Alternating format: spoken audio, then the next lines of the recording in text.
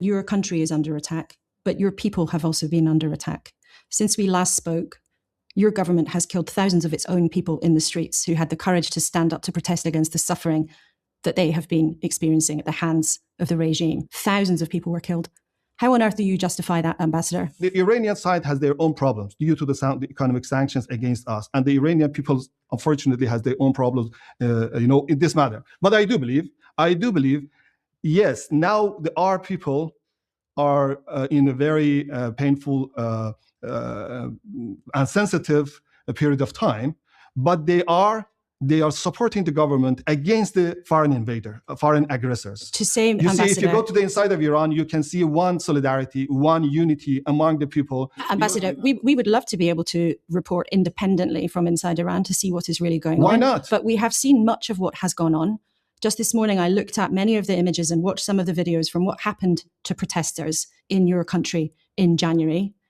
I looked at images and videos verified independently by our colleagues at BBC Verify that show body bags littered over the courtyard of a mortuary, the Karizak Forensic Medical Center in Iran.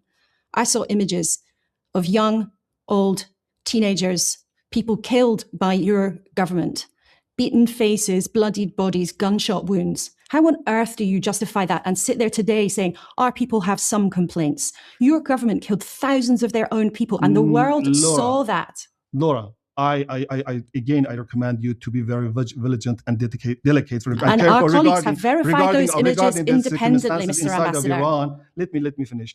And so I do not want to say that we do not have any problem. No. The problem there are in our country, but you see that how to address these kind of problems according to the Iranian laws and regulations, it's a very important.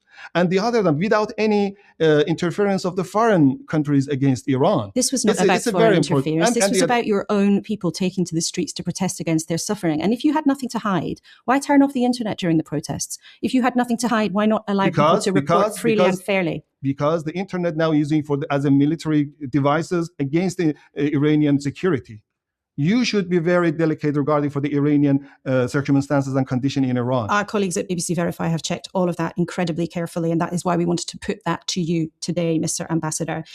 How does this end? How can your people find peace? Iran is one of the peace lover country, and I hope that you recommend this kind of activities to somebody made this kind of aggression against these people.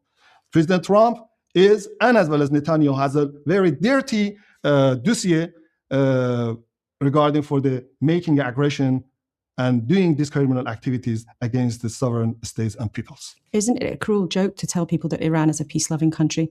If you look at the behavior of what's happened in the last few years, fueling support to Hamas and Hezbollah, accused by MI5 of carrying out plots in this country, endangering people here, saying that you want to destroy Israel, and you say you're a peace-loving country? Yes, definitely we are the peace-loving country. And regarding for the MI5 report, we have several times requested to give us the evidences. Nothing done.